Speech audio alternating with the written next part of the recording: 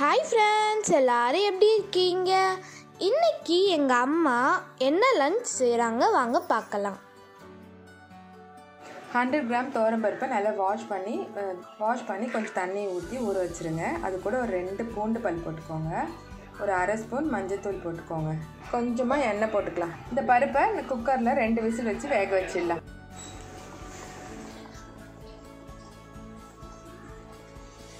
சாதம் வெந்துட்டுருக்கு இந்த பக்கம். அடுத்தது எறா வறுவல் பண்ண போகிறோம். ஏற்கனவே நான் எறா வறுவல் வீடியோஸ்லாம் போட்டிருக்கேன். அதை வந்து நீங்கள் டிஸ்கிரிப்ஷனில் போட நீங்கள் பார்த்துக்கோங்க. இப்போ நம்ம எறா வறுவல் பண்ணலாம்.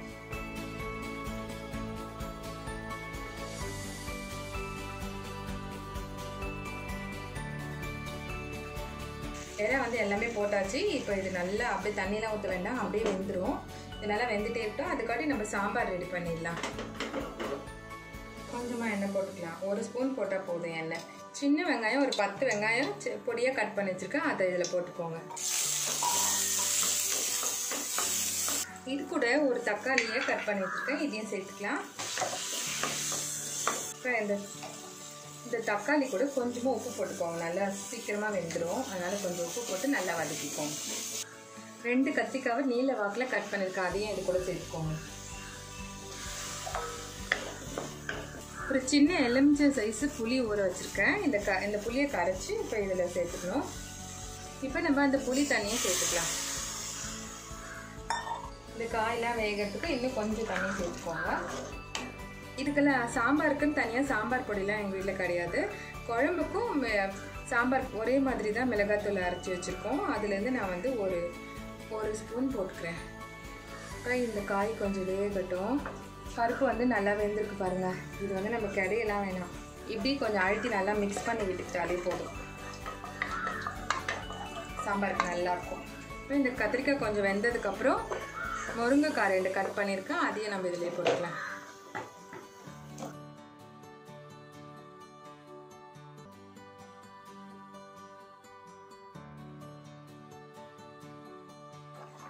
இந்த சைடு வந்து சாம்பார் கொதிச்சுட்ருக்கு. அந்த அடுப்பில் வந்து எறா வறுவல் ரெடி ஆகிட்டுருக்கு.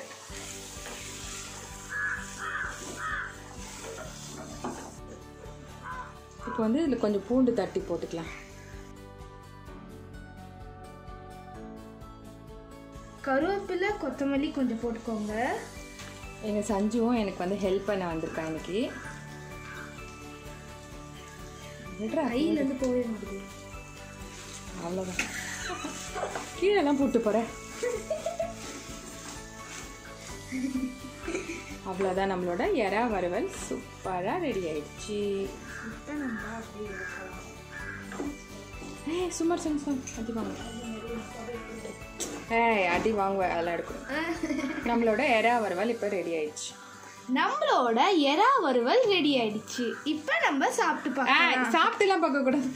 சாப்பிட்டு பார்க்கக்கூடாது. சாம்பார்லாம் வச்சு சாதம்லாம் போடும்போது தான் சாப்பிடணும்.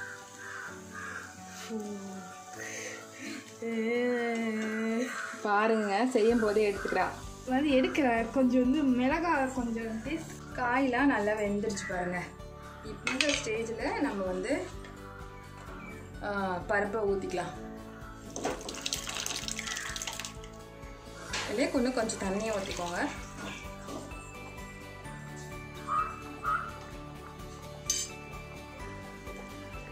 சாம்பார் இப்போ ரெடி ஆயிடுச்சு. இப்போ சாம்பார் தாளிச்சிடலாம். நம்ம அதுக்கு இந்த மாதிரி பாத்திரம் எடுத்து 2 ஸ்பூன் நெய் போட்டுக்கோங்க. உங்களுக்கு நெய் பிடிக்கலன்னா நீங்கள் எண்ணெய் கூட போட்டுக்கலாம். நெய் நல்லா சூடானதுக்கப்புறம் 2 காஞ்ச மிளகாய் போட்டுக்கலாம். கொஞ்சம் கடுகு போட்டுக்கோங்க. சீரகம், கொஞ்சமாக வெந்தயம், கொஞ்சம் பெருங்காயம் போட்டுக்கோங்க. கருவேப்பிலை போட்டுக்கலாம். இப்போ இந்த தாளிப்பாக போட்டுக்கலாம்.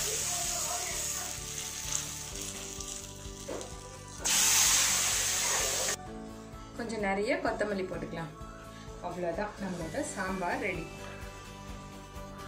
நம்மளோட சுட சுட சூப்பரான கத்திரிக்காய் முருங்கைக்காய் சாம்பார் ரெடி ஆயிடுச்சு.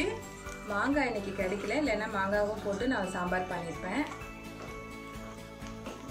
சாம்பார் சாம்பார் ரெடி ஆயிடுச்சு.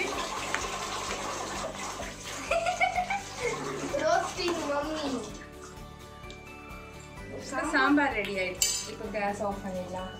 அடுத்தது நம்ம சிக்கன் 65 போட்டுடலாம்.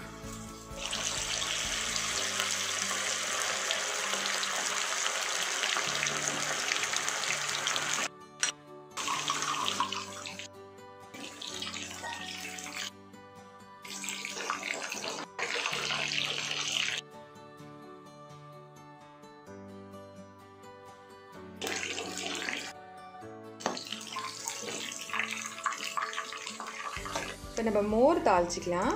கொஞ்சமாக எண்ணெய் போட்டுக்கோங்க. 2 காஞ்ச மிளகாய் கிள்ளி போட்டுக்கோங்க. கொஞ்சமாக கடுகு போட்டுக்கோங்க. கடுகு நல்லா பொரிஞ்சிருச்சு. இப்போ கொஞ்சம் பெருங்காயத்தூள் போட்டுக்கலாம். இப்போ கருவேப்பிலையை போட்டு இது கூட கொஞ்சம் கொத்தமல்லியும் போட்டுக்கலாம்.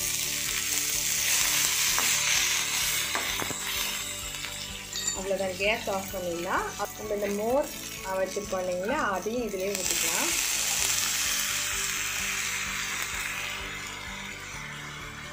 நம்மளோட மோர் ரெடி ஆயிடுச்சு. அடுத்தது கீரை பொரியல் பண்ணலாம். இப்போ நம்ம கீரை பொரியல் பண்ணிக்கலாம். ஃபஸ்ட்டு வந்து கொஞ்சம் எண்ணெய் போட்டுக்கலாம். அதுக்கு 2 காஞ்ச மிளகாய் போட்டுக்கோங்க. கொஞ்சமாக கடுகு போட்டுக்கோங்க. ஒரு ஆனியன் அரிஞ்சு வச்சுட்டா அதையும் போட்டுக்கோங்க.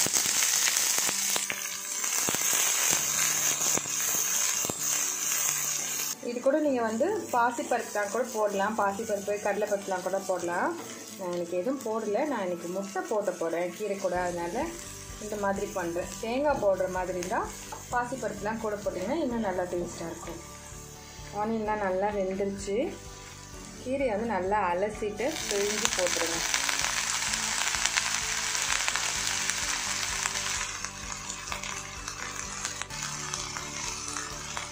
கீரைக்கு தேவையான அளவு கொஞ்சமாக உப்பும் போட்டுக்கோங்க. கீரை வந்து சீக்கிரமாக வெந்துடும். தண்ணிலாம் தெளிக்க வேண்டாம். நம்ம அந்த அலசி போட்டோம் இல்லைங்கன்னா அந்த தண்ணியே அதுக்கு போதும். கீரை கொஞ்சம் நேரம் மூடி வச்சிடலாம்.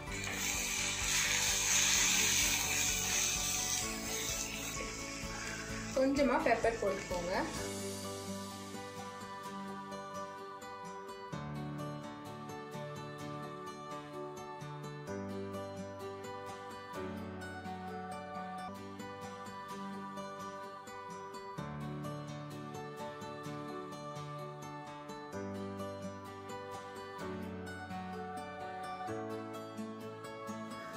இந்த லஞ்ச் வந்து செம்ம சூப்பராக இருந்துச்சுங்க.